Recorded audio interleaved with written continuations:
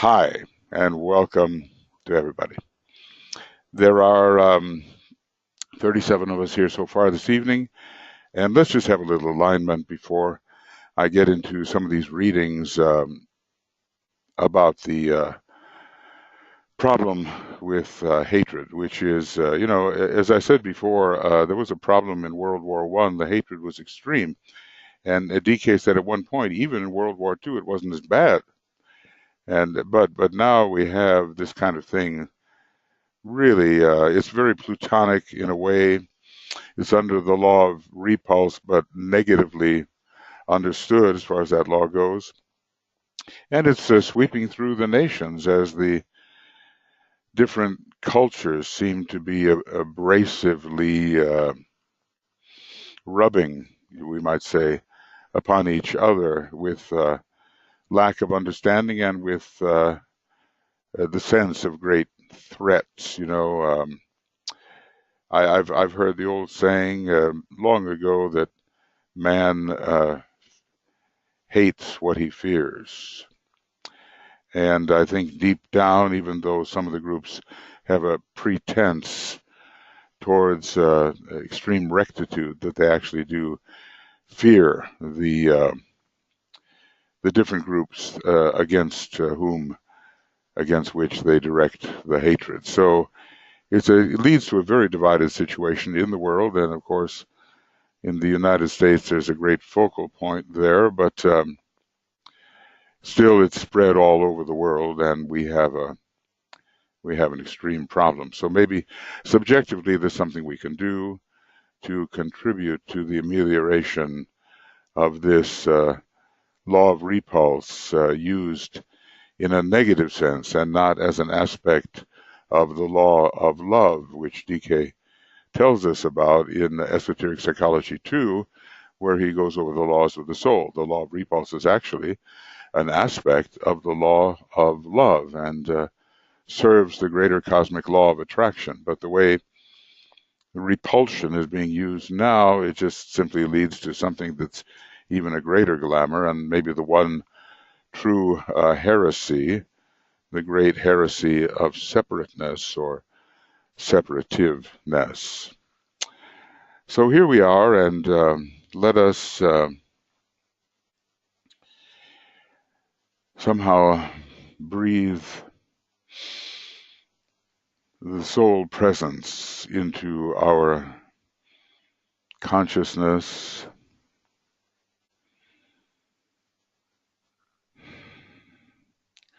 and reach out towards each other, not so much as personalities, but at least as soul-infused personalities, no matter where we may be found geographically and materially. We're really, all of us, units of consciousness, units of being consciousness, and we're all parts of each other, really, essentially. If we could only understand that and even feel that. But here we are as a group, uniting in a piece of service that will help bring clarity to the astral plane, which on our planet and even in the solar system is the most powerful plane, being undivided. And therefore, given the stage of development of our planetary logos, is the plane which is most troublesome to the efforts of the average aspirant or disciple, such as it would be wise to consider ourselves, lest we again become separative.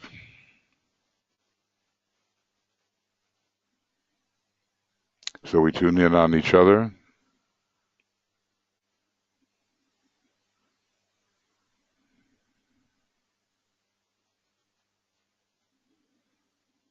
Join each other in unity and have our firm and fixed intention to serve the soul of humanity and to serve the hierarchy, which in a way is the soul of humanity, to serve in the necessary eradication of the great glamour of hatred, as DK refers to it. And we'll see that particular passage where he's talking about some very good things that lie ahead for us as we overcome such a glamour. So together let us sound a unifying Om.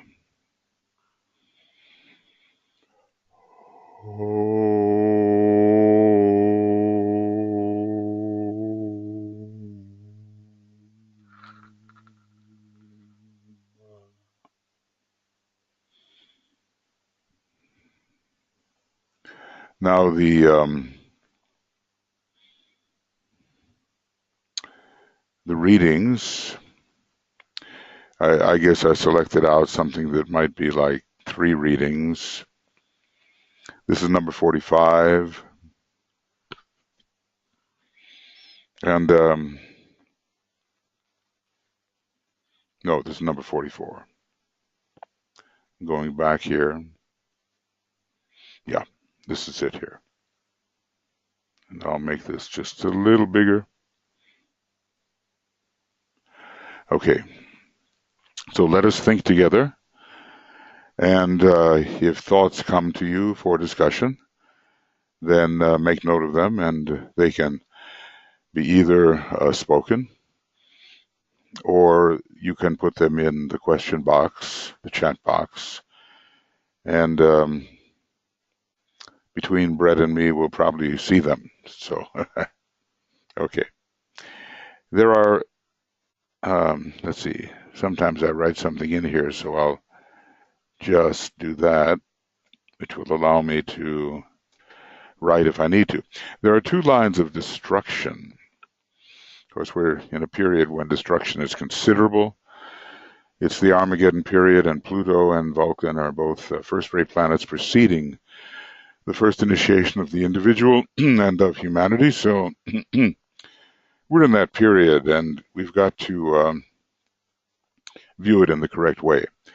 That which is meted out by human beings with no understanding of the life purposes,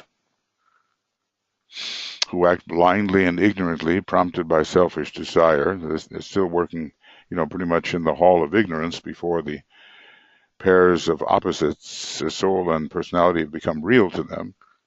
So they're acting blindly and ignorantly, prompted by selfish desire, by love of power, or by hatred. Well, you look at the lower concrete mind, and its development takes place in the 3rd petal of the egoic lotus. It's kind of interesting, Virgo is so connected with the love of Christ and the appearance of the Christ, but also with this kind of separative discrimination which separates person from person and group from group. I've kind of looked at that in the charts of people who have committed really terrible separative crimes, and they're looking for a certain kind of purity, which Virgo suggests, and they're really using it all the wrong way. So this love of power is there, and that, of course, exists because of egotism, or egoism is the condition that precedes egotism. In other words, it's a mistaken identification which leads to exalting the lower personal self. So where the lower personal self doesn't really figure prominently in the consciousness of the individual, there can be no hatred, the kind that rebuffs another individual, because it's number one, it's the ego that wants to be exalted, and others are feared and therefore hated. There is also that line of destruction which is permitted by the soul in due and right time. And it comes when a new vehicle of expression is demanded by the indwelling life. Well, one of the most popular, it's death in a way, because you can't keep using the same vehicle. The vehicle will have its limitations, and according to the consciousness gained, so will the new vehicle in a new life be. On the other hand, and so we can call this, in a way, we can call this like death and reincarnation, or the fourth initiation. I mean, they're not equivalent, but there is a kind of a very important second death here, as the personality and causal body are relinquished, and the soul, or the solar angel, is allowing that. Therefore, there is much destruction permitted by the custodians of the plan. They're found on the atmic plane. They are not yet as high as registrants of the purpose, but still that which comes down from Shambhala is formulated on the atmic plane by these masters, and they're called custodians of the plan, and they supervise its working out. Therefore, there is much destruction permitted by the custodians of the plan, and much evil is turned into good. I recall DK saying that the Black Lodge actually plays a part in the plan of the solar logos, but not so much in the plan of the planetary logos, for whom the Black Lodge is a big obstacle. So much destruction is permitted by the custodians of the plan, and much evil turned into good, because the end is seen from the beginning, and the consciousness is ripe enough.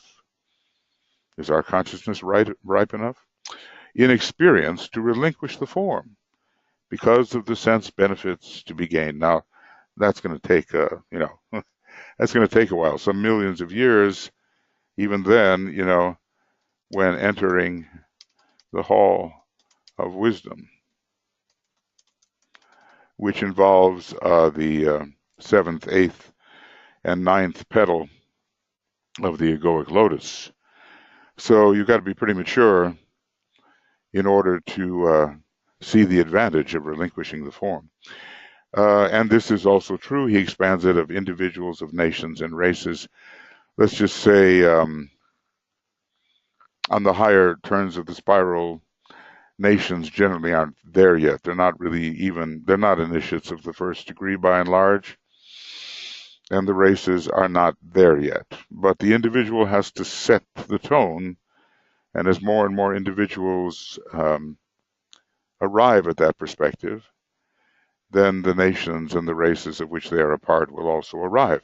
So sensitivity to world suffering is a great and divine characteristic. It's very Neptunian in a way. It's very Venusian in a way. When, however, it is qualified by emotion, it becomes separative in interpretation. In other words, we are so appalled by the misfortunes of others that we begin to hate those who provide the misfortune.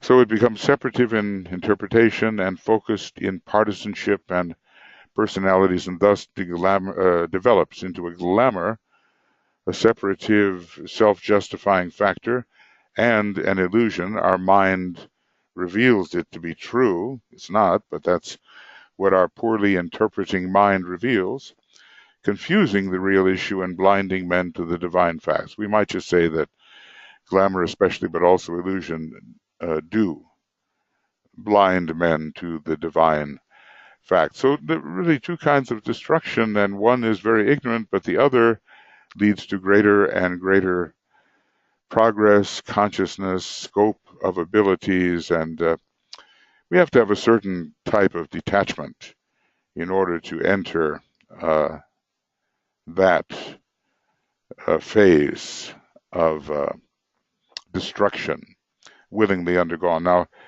for this particular paragraph, the finish is not there. This is from Education in the New Age, page 112. Here the finish is there, so if you happen to be one of those people for whom it is your soul language, then you can pick up on this as I read along, right? That's possible. Okay. So, going on, these paragraphs, this next one is from Externalization of the Hierarchy, page 63. Clear thinking, it's a kind of a fifth ray ajna center thing involving the throat center as well. A clear appraisal of causes, the fifth ray helps with that. And an outgoing love to all, that's the second ray, relating to the solar angel. So, a combination of the second and the fifth rays together is very much that which distinguishes the solar angel. So think about it, a clear thinking. Okay. Are we swept away by our emotions as we attempt to think about something? And do we know why something arises really? A clear appraisal of causes and a loving outgoing to all, because this is a radiant energy. And when it touches others, it has a good effect. It should not be just held within and saying, well, I love, and you don't show it somehow.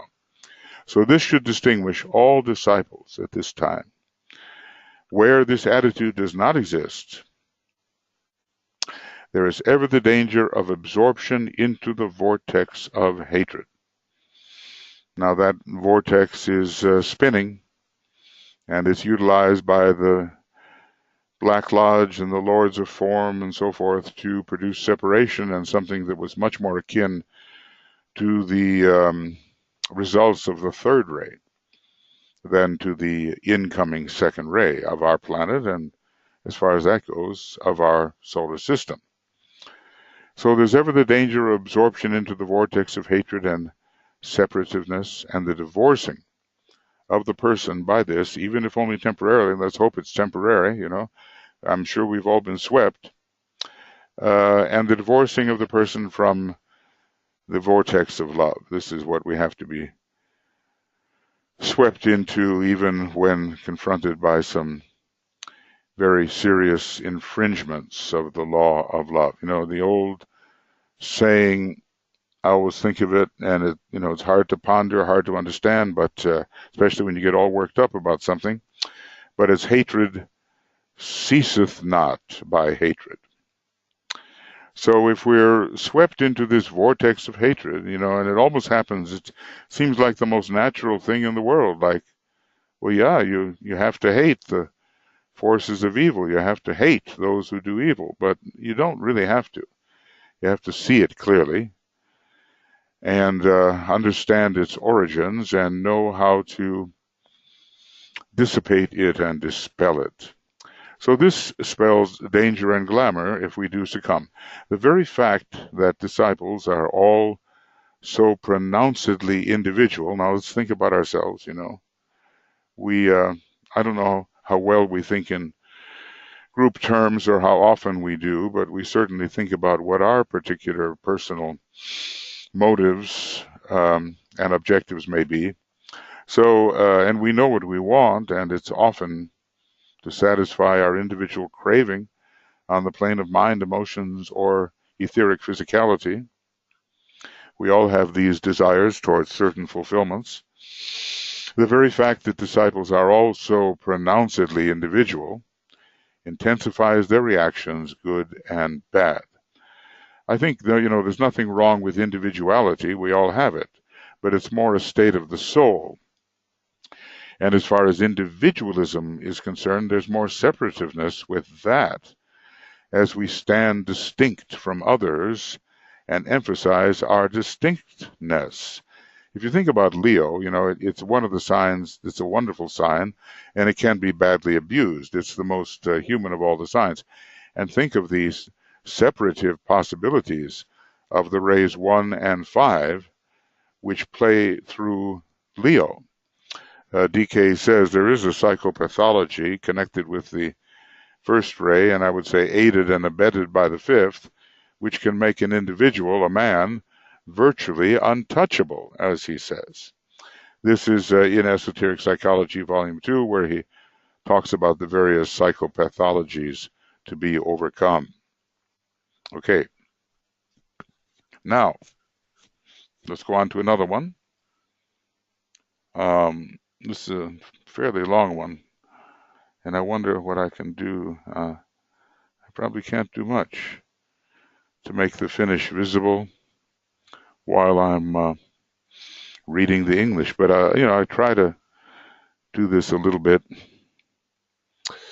Okay. Let's see what I've got here. Well, not entirely, but it will be soon. It will be soon. There, some of it is anyway. So,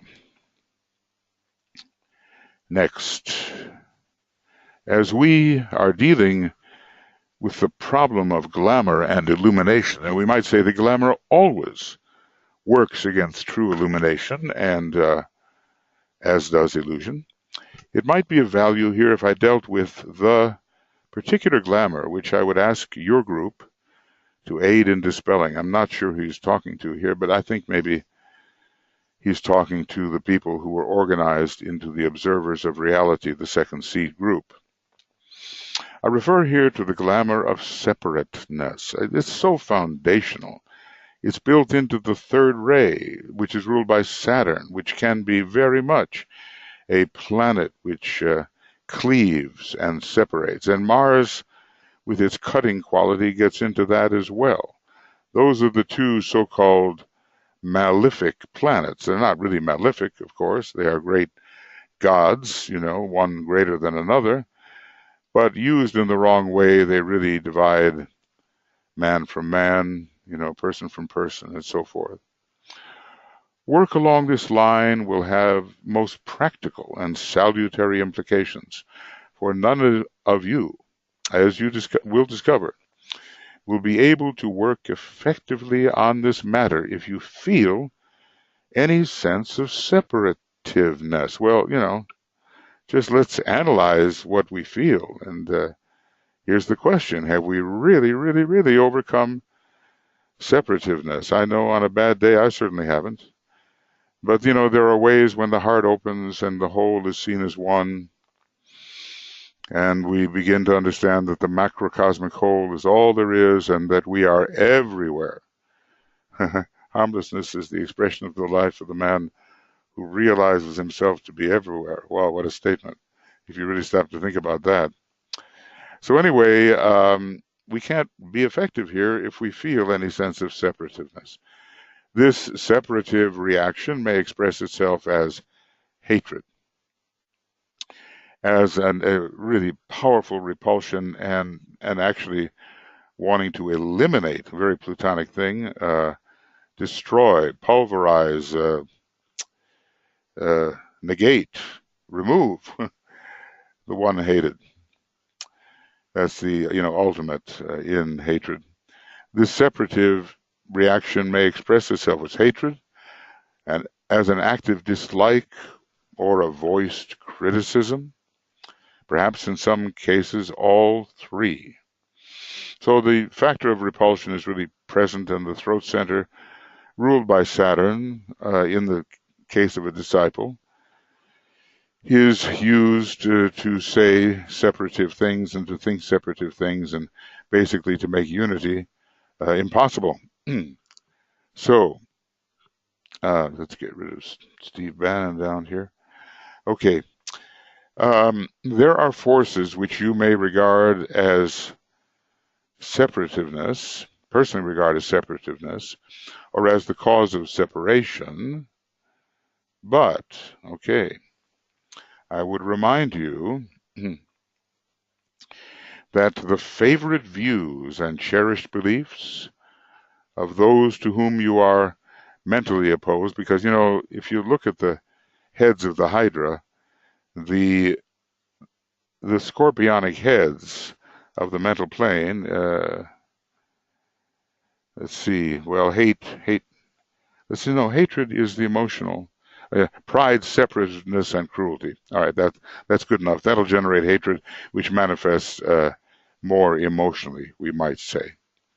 So anyway, I would remind you that your favorite views here, often under the guise of a strenuous adherence to what you regard as right principles, we all have them, don't we, are to those who hold them equally right. In other words, they feel as right as you do, and they are adhering to their favorite views and cherished beliefs with the same strenuous kind of attachment as you have, as I have. So we have to remember that. Their perspective says, I'm righter than you, more right than you. And they're convinced, and we're convinced. And what do you do in a situation like that? Except change your perspective and make it even higher. They are in their place as sincere as you are, and as eager for the achievement of the right attitude as you feel yourself to be. So it's a two-way street here. Love and hate are both reciprocal.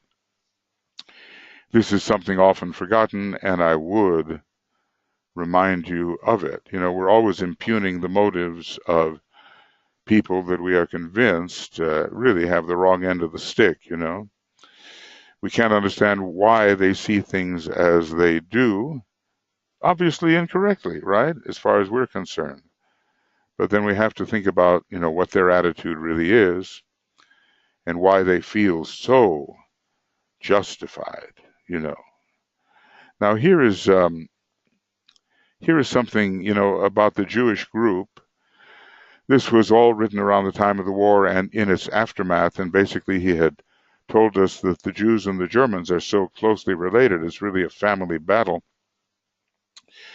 It's not so much now, because some of that has been cured, but again, the Jew, as always, is singled out when things are going wrong for his culpability, and it's happening again today as the various hate groups are emerging and are more vocal under the sanction of some of our present governmental leadership, inept, I might say, and easily causing separation. So he says here, I might also illustrate this by pointing out to you that the hatred or the dislike, if hatred is too strong a word, that any of you may feel for the activities of the German government, because, look, during that war and maybe following somewhat, there was active dislike of what the Germans were doing under the guidance of the Black Lodge.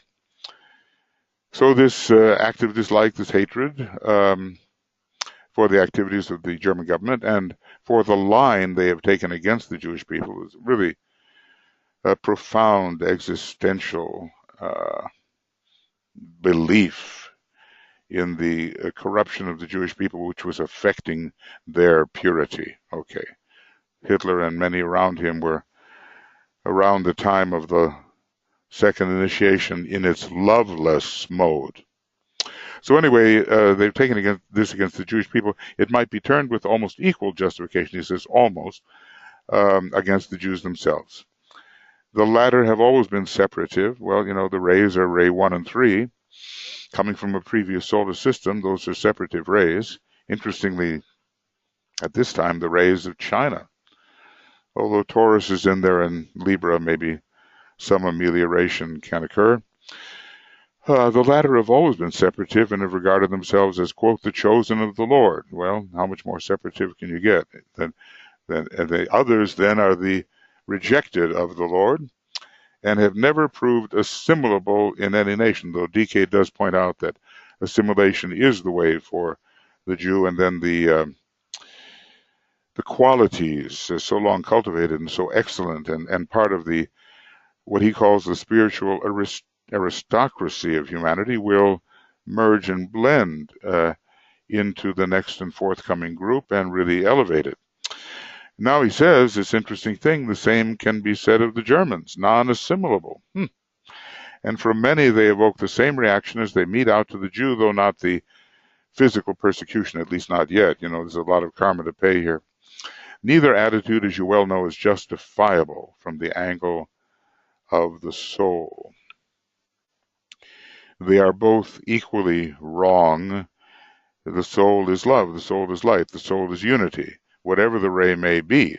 The soul sees the whole, okay? And in the wholeness, we are all included, and there's no room for the cracks, the fissures. There's no room for that. They are both equally wrong, and this is a point of view which the Jew and the anti-Jew must eventually understand, and through understanding, a very Piscean unitive thing, bring to an end. I mention this because I'm going to ask you to deal with that ancient and worldwide glamour, the glamour of the hatred of the Jews. So he had plans for his group. And I don't know, did they ever get there?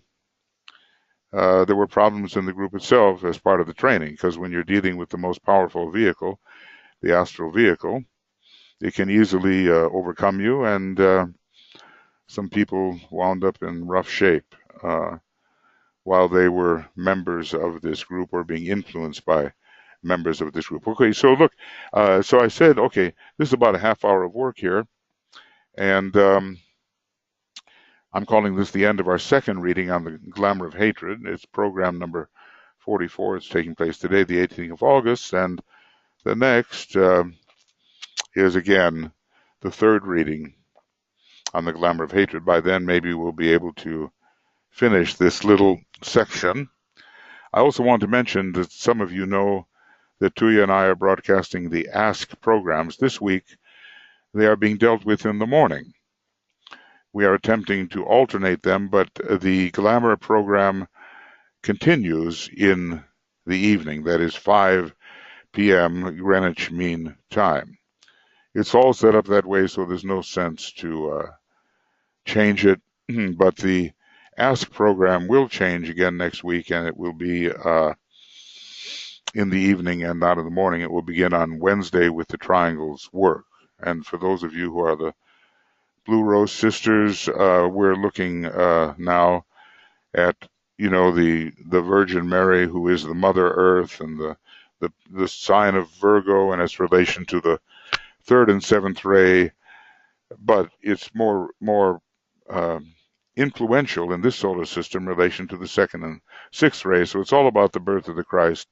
And we are working with you, Blue Rose Sisters and Shiva Brothers, to send you out videos and recordings of small meditations which have us focus on the name of Mary for every day. Very interesting that 24 days exist between the death of Mary, the ascension of the Virgin, interestingly enough, interpreted metaphysically, and the birth date. And the ascension is in Leo and the birth is in Virgo. Some of you may wish to join us in this effort, and you're certainly most welcome. Write to Tuija, write to me, and we'll see what we can do. Okay.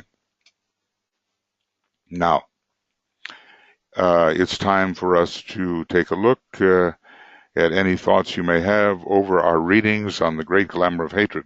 By the way, in the next, there it is, in the next reading that we'll have next August, 1 week from now, 25th of August, he refers to it as the Great Glamour of Hatred.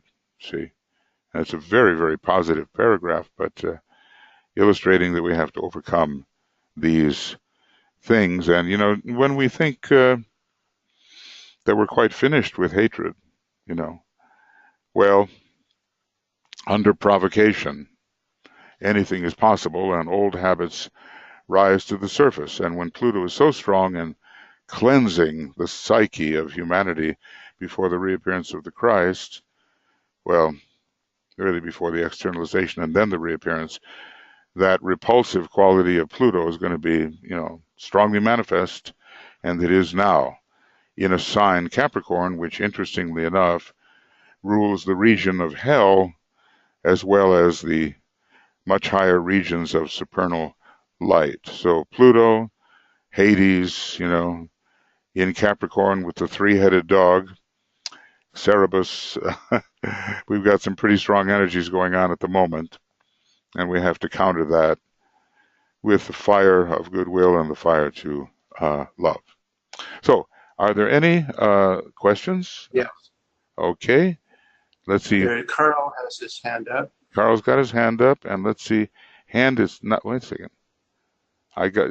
Okay. Do you read anything from Carl? Because I'm not seeing anything. Wait a second. No, he has his hand up to talk. Oh, to talk. Oh, there we go. Okay. Thank you for reminding me. All right. Okay. Go ahead, Carol. Go ahead. He still seems muted. No, he's unmuted on. Oh, wait a second. That was Zach. Did I unmute Zach instead of Carl? Let's see, Carl. Come along. Can you unmute him, Brett? I just did. Okay, Carl. Hi, Michael. Hi, Carl. So Well, actually, yeah, go ahead. sorry I missed the last couple Yeah. Glamour sessions. I had other things going on. Okay. And actually, I actually had my hand down, I thought. Okay, well, something happened. Something happened. Rather than up. Okay. I really, at this point, don't have any questions. Okay, I might have been responsible for that. I thought I saw your hand and it disappeared, and I put it right back in there. But I'm very glad to have you back with us, and thank you. You know, you're always one to think of these things in a serious manner. So welcome back. Okay, good. Thank you. Now, you bet. Now, Yeah, we have written comments from Isabel, Jan, and Clesia. Okay, so here's Isabel Kung and and something. Did you work at all with Pura Angulo? Okay, I hope he or she, I'm not sure, recovered from the lack of sound. Okay, so anyway, Isabel, Cosmic Fire page 407, number 4 gives a possible clues to the exacerbation of the lower mind activity and the need to balance it with soul love. Okay, so let's take a quick look. I wonder if I can find that. Did you say page 407? Okay, let's see if I can get there. Okay, put this down. Word. Okay, something's happening here. It shouldn't be word. It shouldn't be word. It should be the Alice Bailey books is what it should be. Okay. So let me see if I can get those. And there we go. Okay. Amazing what we can do now when you consider the days of letter writing back and forth. I remember it took me about 2 weeks to communicate with the South Pacific, and now it's instantaneous. So anyway, Treatise on Cosmic Fire, page 407. Okay, and let's see what we got here. And then view, hidden, okay. I think that's what you said. She said 407, right? Yeah, 407, number 4. Okay. Yes. Let's see what we got here. Cosmic Fire, and here's 408. And what may be number 4? Number 4. Wait, there's 406?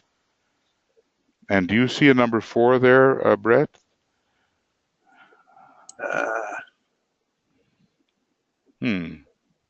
Fourth ether. The fourth plane. Is that it, possibly? Or number 4, does she mean the fourth paragraph? I'm not sure what number 4 means because it's not listed as number 4. But the fourth paragraph is the work of the 4 Maharajas. You know, they are secondary lords of karma to the Lapika lords. They're the 4 below the 3, who apportion karma within the ring pass knot will reach its culminating point during the 4th round. We're in a very karmic round right now. In the next round, the work of the Lapikas, there are 3 of them, who handle affairs in connection with our system outside the ring pass knot will become more prominent. So the 3 and the 5 will be connected. This is necessarily so as the Lapika lords dispense the law to those who have merged themselves with their divine principle, hopefully that includes us, and no longer held by the material forms of the three worlds. Well, in the fifth... Michael? Yes? Brett? Michael, she says, begin at the consciousness, Oh, which I think is the paragraph above. Okay, this is the third paragraph. I see what it is. Okay, okay, let me finish what I was reading. The lords of karma or the Maharajas work with the sons of men in the three worlds through the monastic principle. That's very much Saturn, you know, and without that we cannot tell what we have done right and what we have done wrong and make the proper choices. Now here, Isabel, the consciousness of the mass of the human family will gradually pass onto the fourth subplane of the mental plane, yes, which is the plane of discrimination, and be more and more controlled by purely concrete mind, without a lot of Kamamanas, I guess. Unless this is paralleled by a steady influx of egos onto the Buddhic plane in conscious activity, which means the fourth initiation, doesn't it? And thus out of the control of Manas pure and simple, a various serious situation will have to be handled by hierarchy. Because basically what the problem is that the concrete mind can be made a sphere unto itself, which the Tibetan says is the cause of the reputation of the ill-omened number 13. So it becomes an isolated sphere of thought which can be raised to a very high level of excellence, but in a separative manner. So, you know, one of the reasons for the new esoteric schools is to keep away the threat of excessive concrete mind, along with emotions that are out of control and a debilitated physical body. So people like ourselves who want to become white magicians, every member of the hierarchy is a white magician and an esoteric psychologist, will have to come in and balance this incredible emphasis upon the concrete mind, which is a possibility. So, yeah, the concrete mind is very, very useful. It's very wonderful. It's very, very needed, and it has to be guided by something higher. What do they say? The mind makes a great servant and a poor master, something of that nature. Okay, well, that's my response to it, Isabel. And could I talk about the solar eclipse? Who would like to talk about the solar eclipse? Let's see, where is it? It's going to be at 26 degrees of Leo. Is that it? It's very, very intense, right? Is it 26 degrees of Leo, or do I have to get in there and figure that out? Okay, let me look at this here. Open this. I'm going to try to not be stupid about it and say something that might be correct. Okay, so we're at 15 Cancer right now, the moon is, and let's see what happens here. Let's go over here and we'll look at the lunar phases. Now this is in Finland, but that's okay. Oh no, I did the wrong thing. Sorry. Lunar phase, apply. And here we are, full moon and new moon. Now, new moons are connected with Shambhala, and this one is going to blot out the appearance of the moon. Let's see, solar eclipse, right. So the corona of the sun will appear. The sun represents everything spiritual. I've seen these eclipses as very dangerous in certain charts, oftentimes emphasizing the end, but it can also emphasize a phase in which egotism is a major blow against egotism can occur if it is taken properly. That's the issue. Let's see if I can find the new moon here. Well, that's how it will be here in Finland, but everyone will have a different rising sign. It's at 28 degrees. A mermaid emerges from the ocean. I'm not sure that is specifically relevant, but we could try to make it relevant. Here in Finland, we have a powerful Aries rising and Pluto at the midheaven, but that won't be the case wherever we are. Wherever you may be. So this is the chart. And of course, we could move this chart all around depending upon your location, and it would be different. But the major factor is a healing factor, I think. We have, we have an inconjunct between Chiron and the sun moon here at 28. And that is an adjusting and healing indication. The main thing is that we have to avoid the emphasis upon egotism. Now, the sun, is shut out in a way. Does that mean that the spirit is shut out or that the lower ego is shut out? Let's hope that the shambolic influences, which are all about the emergence of the spirit, are what actually do take place. People are running all over for this. If this hits you on an important part of your chart, you know it's going to be significant. But what is blackened out? Either the spirit or the ego. Which shall it be? There is an important choice. So, hang on to your horses, and maybe we'll have to have some kind of broadcast for that eclipse. Let's see, when does it occur? We're quite close, the 20th, just 3 days here. And it's occurring at 9 o'clock p.m., 9:30 p.m. here in Finland, and the GMT time will be 6:30 GMT. So just calculate that for your particular time, and although maybe not all of us use the new moon meditations, this is a time to decide how that Leo energy will work for us and whether it will be a negativity or a great potential positivity. Someone was pointing out the other day that the Sun Black Antakarana formula, is it formula number 5 in the Dyna books? I think it's formula number 5, Sun Black Antakarana. It's all about how egoism via the Antakarana and even individuality gives way to something much higher, the spiritual sun. So Sun Black Antakarana, we might call it Sun Antakarana Black, where black is the symbol of Shambhala.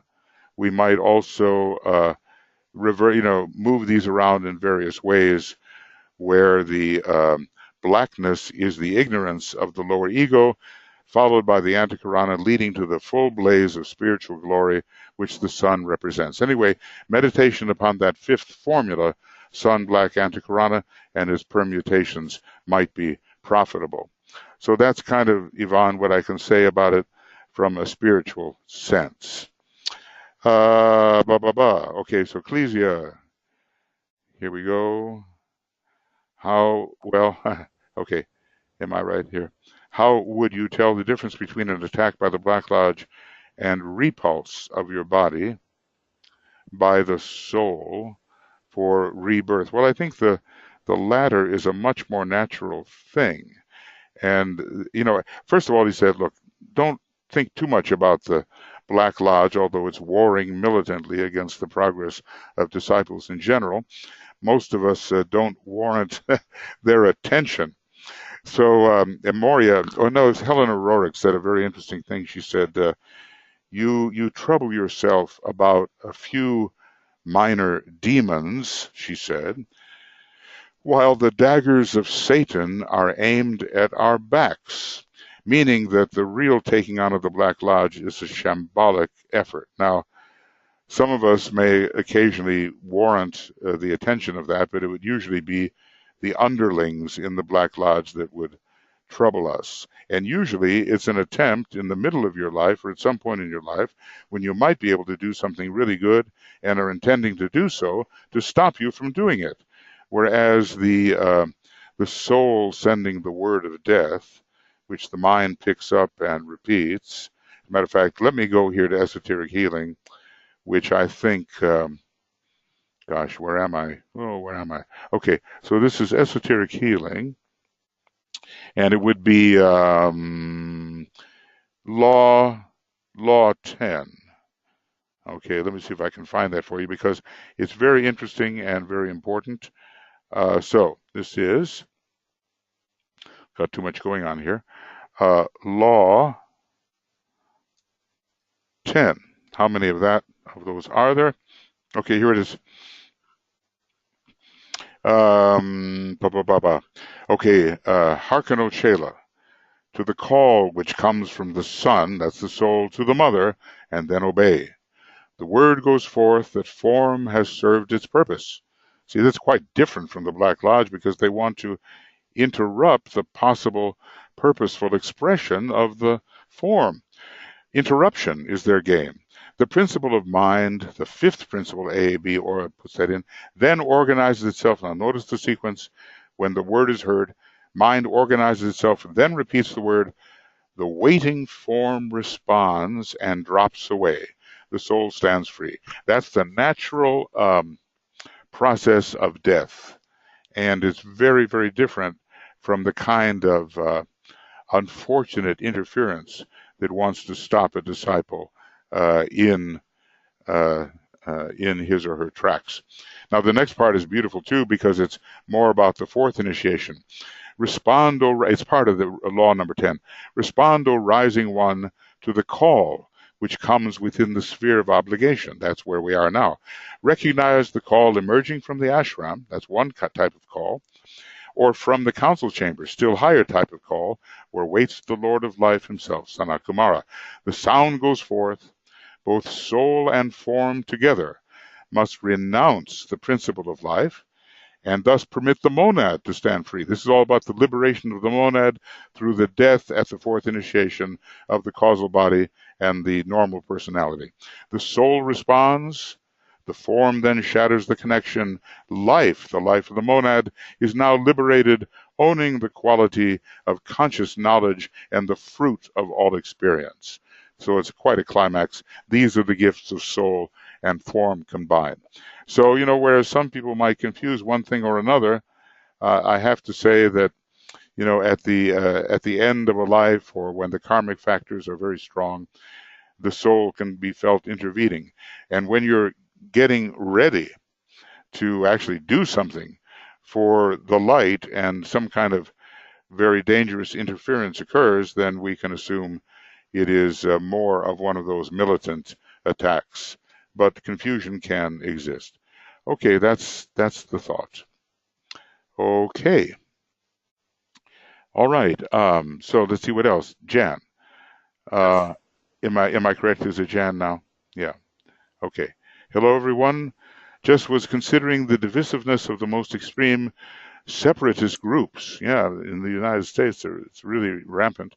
And they all seem to share the belief that they are working in tandem with the desire of God, who obviously likes white people more than everybody else. They equate their violence in situations as something that promotes the will of God. So, there's the possible link with some of them from the personality straight through to an inverted Shambhala force, avoiding the love of the soul. How does such a belief influence the power of the faction they are promoting? It seems it would strengthen the separative quality. Does it affect their effect? There seems a division in the quality of the effects of different separative groups. Well, some are more violent than others, and some have a much deeper kind of twisted philosophy. I don't know anyone without a separative quality of experience in the human form. Yes, okay, indeed. Transmutation of hate into love, i.e., by saying the simple prayer of St. Francis, Lord, make of me an instrument of thy peace.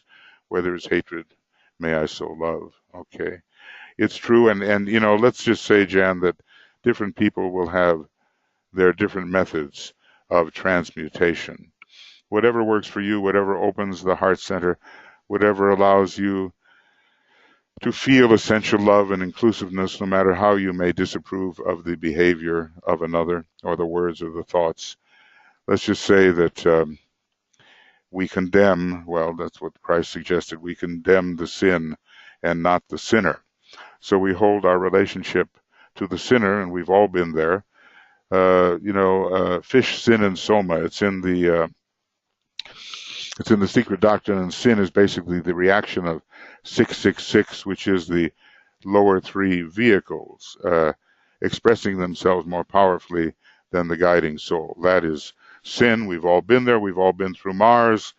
We've got to learn how to use Mars in a better way. It's a very necessary planet, but it can lead to the expression of the beast, which is the unregenerate personality. And the king of beasts, we know, has to be killed by the white horn of the unicorn in Capricorn.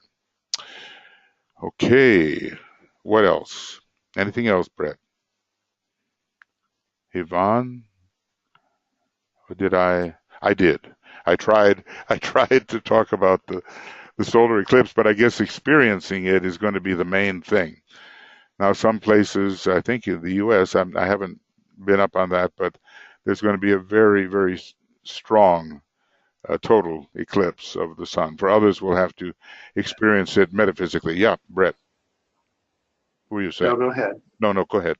Did you have something? No, I think that's it. That's it. Okay. That's it. Don't want to leave anybody out. Okay, good.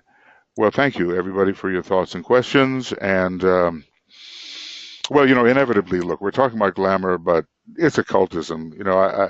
I have to say the Tibetan, in my view, wrote one big book. One big book. And naturally, when we start talking about one of those books, we end up being able to talk about any of them. Who's to tell what little hint coming from a different book or a different angle may shed light on the particular subject that we are experiencing. The point is, we're working with energies and forces. The occultist does, retaining the Neptunian heart mystical qualities which reveal the unity. The occultist goes forward to work with energies and forces in such a way that identification as the one can occur. We're all on our way there, step by step, applying ourselves diligently, sometimes failing, but sometimes succeeding, and just giving no leeway or let up as we move forward. There's a lot of second-rate souls in this work. And as DK said, they don't work by crashing through. Rather, they work by steady pressure with no leeway and no let-up of their efforts.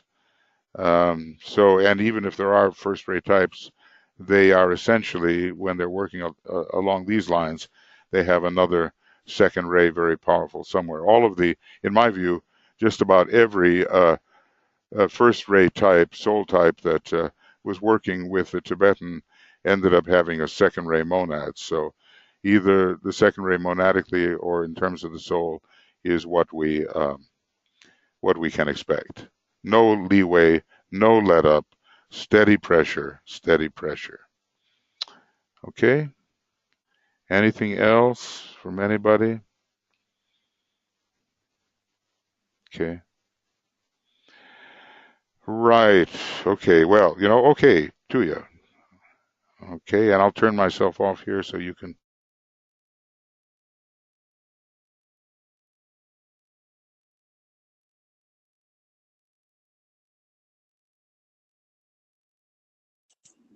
Tuija is still muted. Pleasure. Okay. There you go. Hello to everybody. My question is only that did you see that there was a question sent for Laura Circa to you and us? It's in email. Shall I put that in text box? Okay, well, just read it. It's rather long. I think it would be better that you read that. Okay. Put it in the text box. Okay, I tried to do that. It's big enough. It's rather long. Okay. Did you get it? Yes, we got it. Okay, so It's in the question. Why can't I see that? You're looking in the questions? Is that what it is? Yeah. Okay. I was not.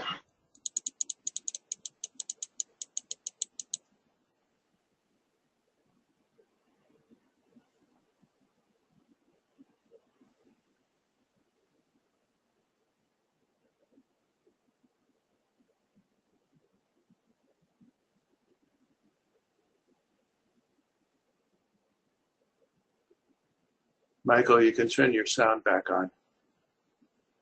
Thank you, Brett. I was probably coming through on Tuija's microphone, which is 20 feet away from me.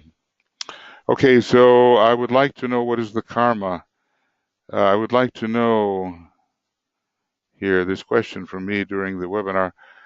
No, it starts, however, if you could mention. Yeah, exactly. But I'm going down a little further where the question actually begins.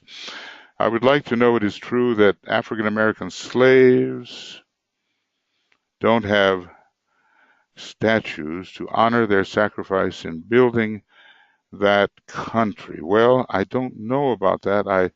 I have to say I just really don't know. So maybe someone knows better. The interesting about statues, Laura, there are all these Confederate statues. Tuija, turn your. I just wanted to say that there is a link in the end to what she is referring to. Okay. Got to keep Got to keep that off. Otherwise, we're going to double. Okay. So anyway, I'm trying to see this.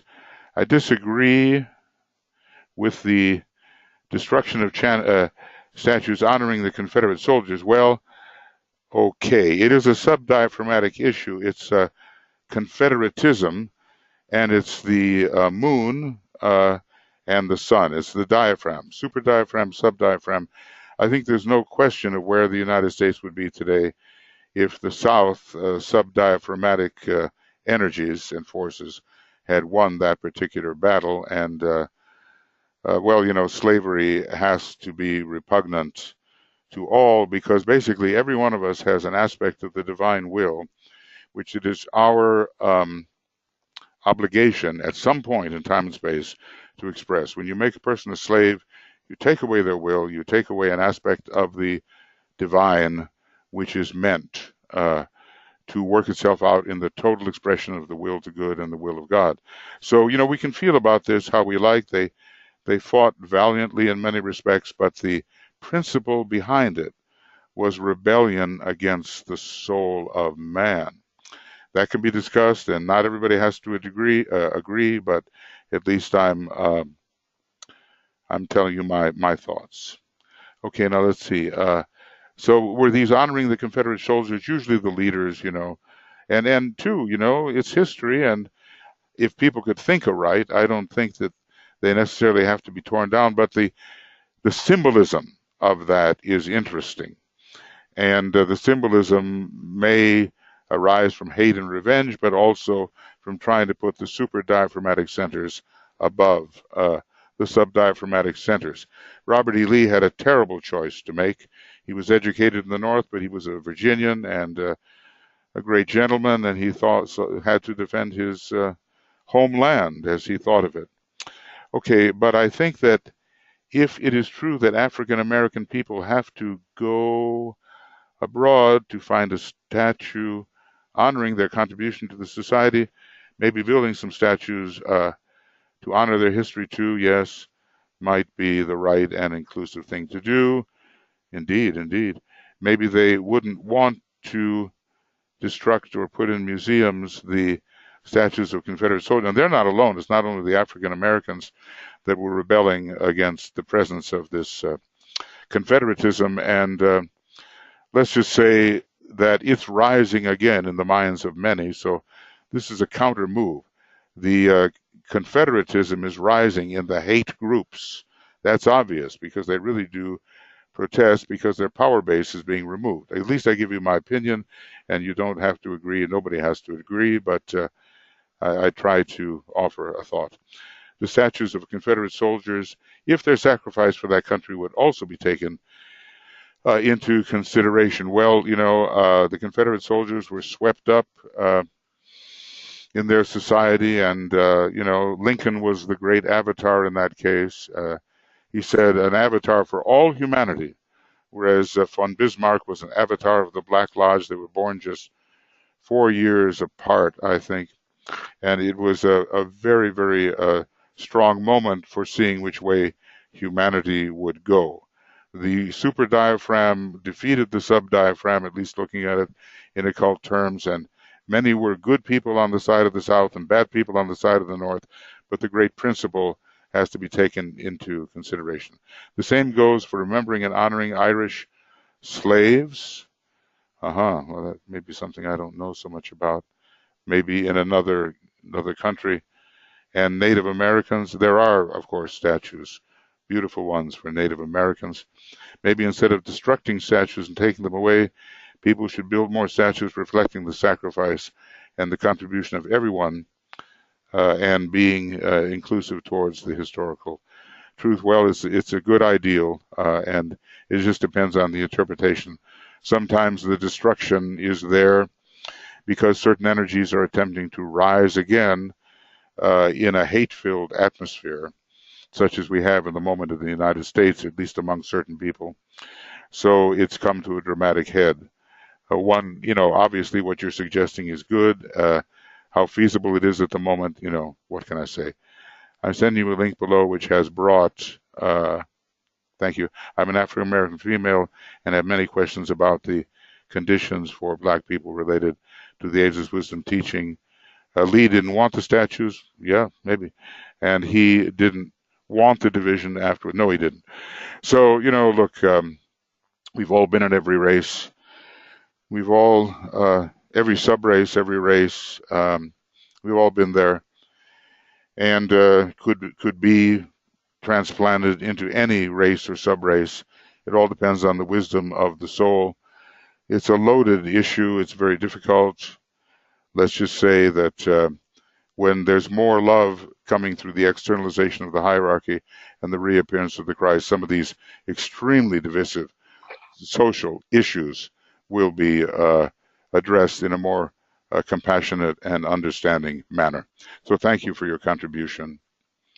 Okay, friends, I think we've got to move now into the meditation.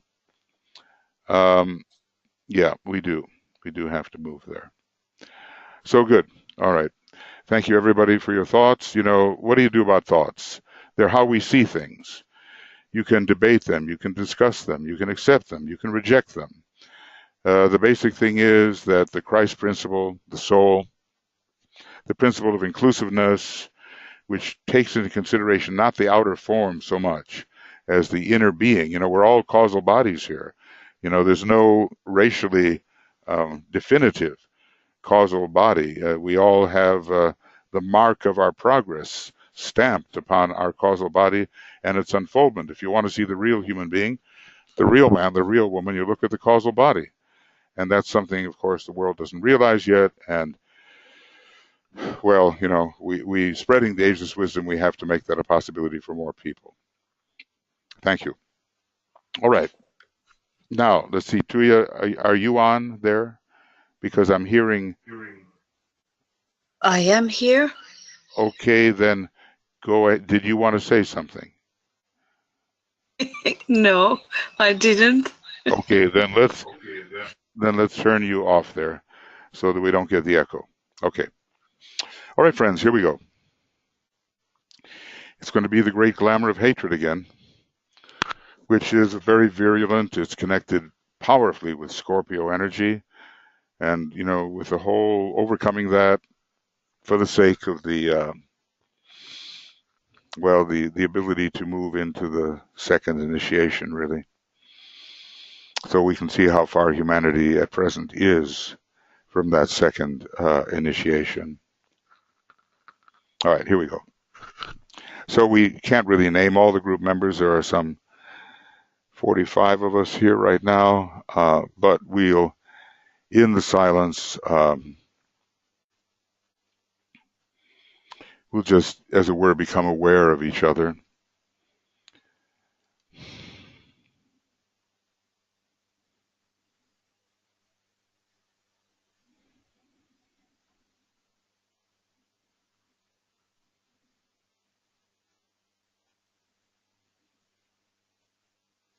So wherever we are geographically, we're forming one group of, excuse me,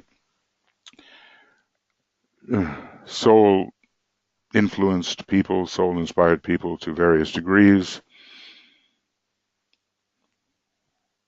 a collection of soul-infusing personalities who are all souls on the higher mental plane.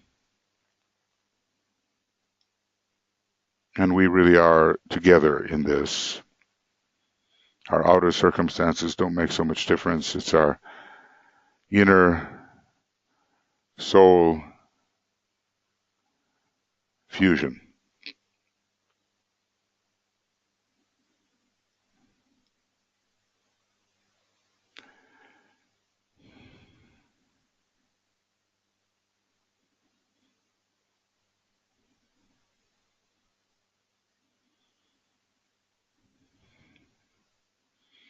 And in the silence, our power grows. Now, we're going to use the protective formula. We know the cross used is the forehead, the chest, the left eye, the right eye. This we're working with some very powerful, working against some very powerful negative forces. And so we have to protect ourselves. It wouldn't be here unless it was necessary. So, together, as a soul, I work in light, and darkness cannot touch me. I take my stand within the light.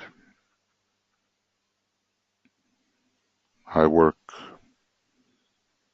and from that point, I never move. So see that protective cross glowing. It's an ongoing illumination. As a soul, I work in light, and darkness cannot touch me. I take my stand within the light. I work, and from that point, I never move.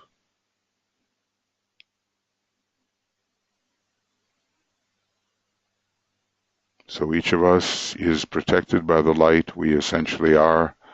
We're told the soul is light.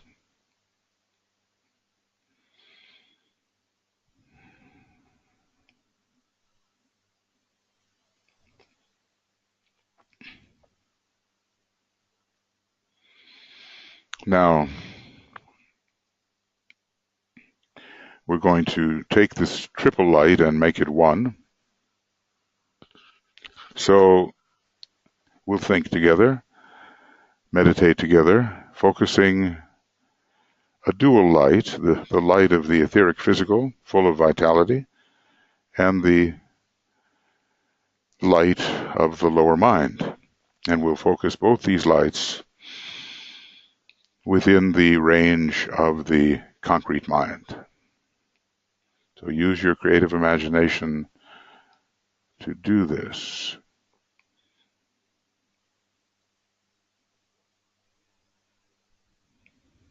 Raising the light of matter upward toward the place where the light of mind is found.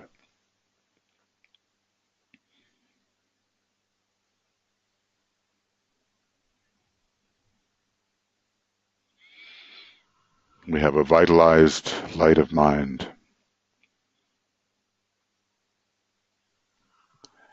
And then we turn our attention to soul contact. And using the creative imagination, we recognize the light of the soul, soul light, from the higher mental plane.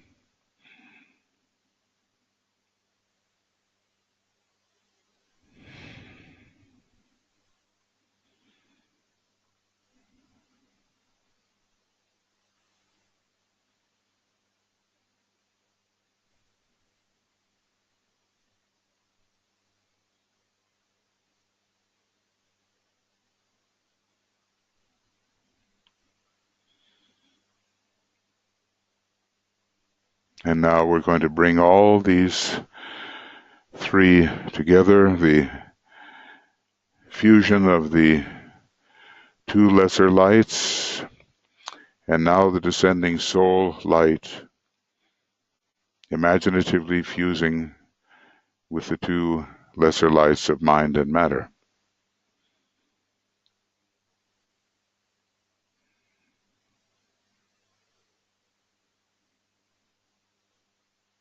So on the plane of concrete mind, we have the descending soul light, the light of the analytical mind, and the vital light of matter. And this is the basis of the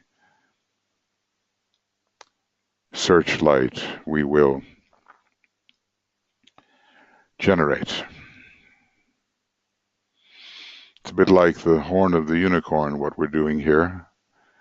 It's a means of revelation, but also a means of destruction, a weapon of light.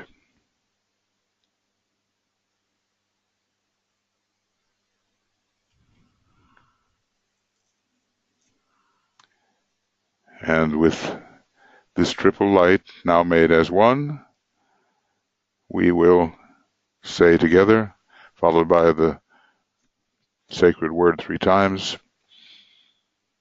the light is one, and in that light shall we see light. This is the light that turns the darkness into day. And we know that on the Buddhic plane is that light that turns the darkness into day, and it's called the light of day.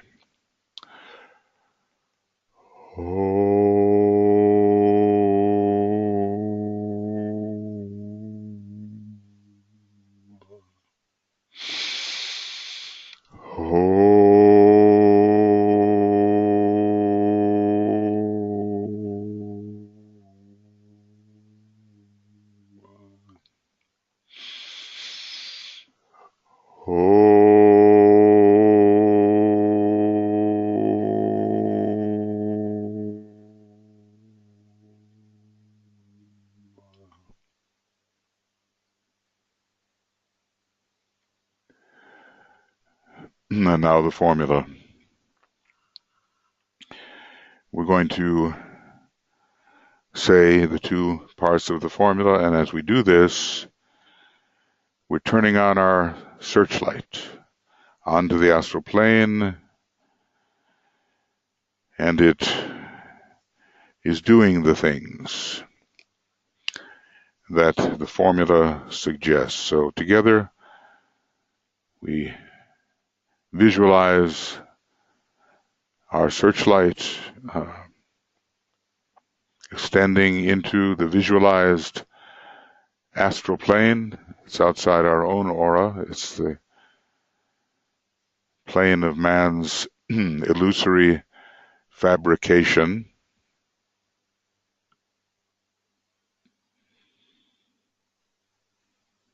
And we will say the formula together. Radiance are we and power. We stand forever with our hands stretched out, linking the heavens and the earth, the inner world of meaning and the subtle world of glamour. The world of the soul is the world of meaning, and the subtle world of glamour is part of the earth nature of the planetary and solar logos. We reach into the light and bring it down to meet the need.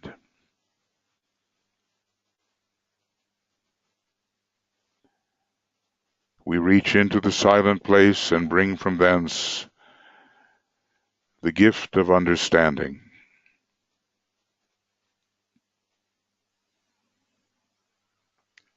Thus with the light we work and turn the darkness into day.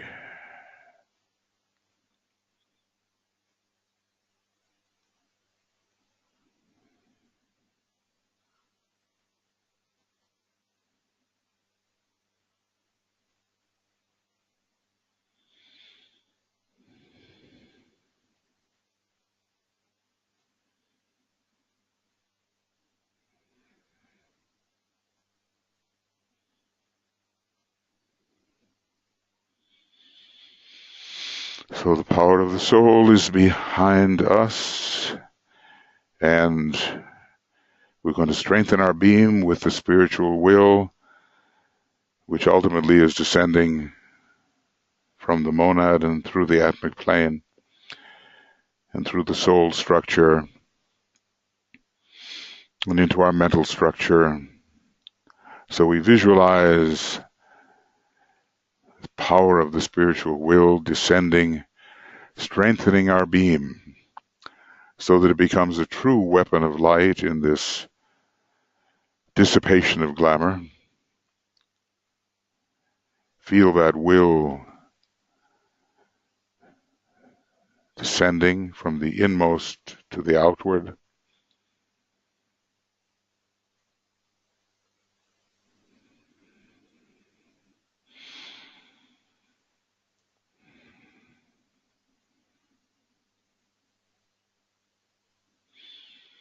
And we say, with power upon its beam, the light is focused on the goal. And that goal, we know, is the dissipation of the great glamour of hatred.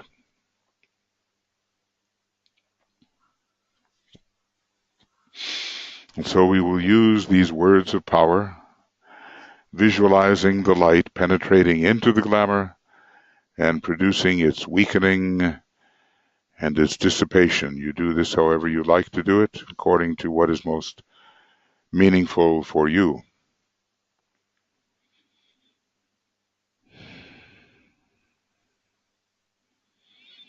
So,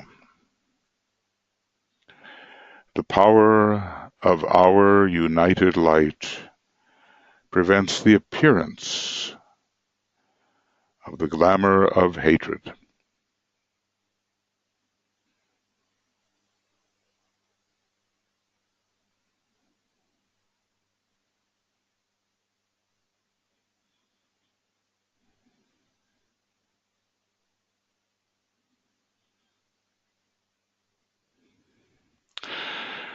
The power of our united light negates the quality of the glamour of hatred from affecting humanity.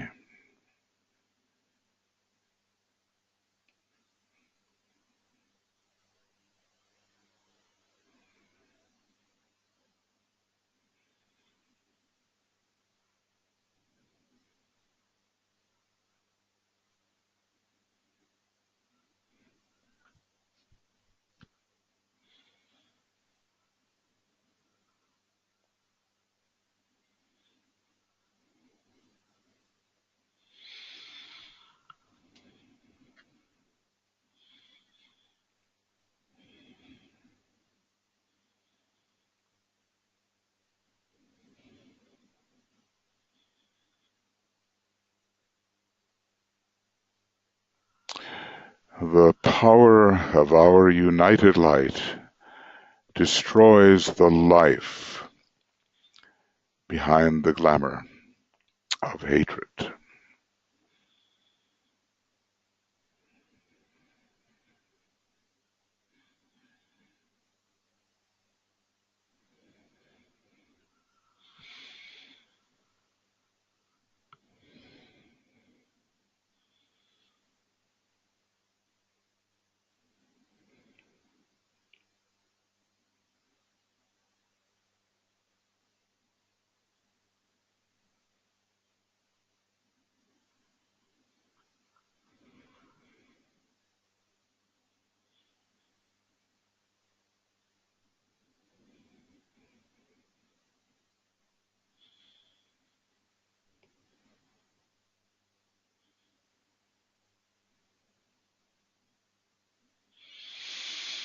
And now we have our 5 minutes of silence and of intensity of purpose, as in our own way we see the work proceeding,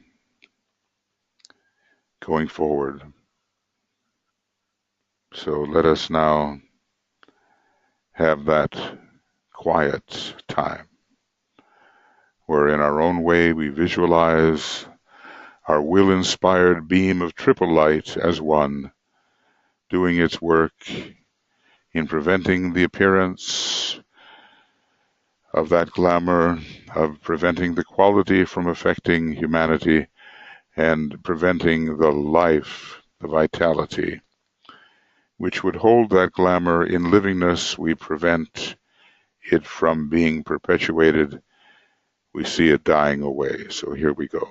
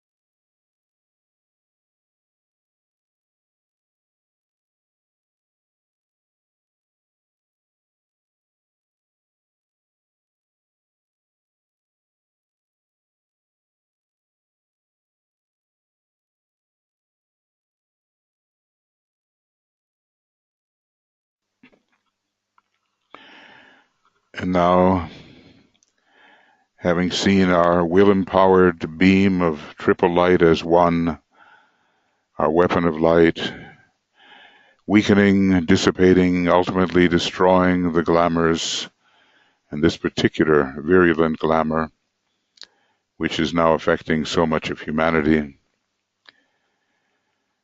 we're going to withdraw our beam from the astral plane, bring it back onto the mental plane, and turn off its extension. The beam is retracted, ready to be used again to rid the world of the miasmas, the untruths, the distortions, the exaggerations, the minimizations which glamour represents. And now holding each other in the light of unity within the one macrocosmic whole, we will sound the Om 3 times, contributing to the disappearance of Maya, glamour, and illusion.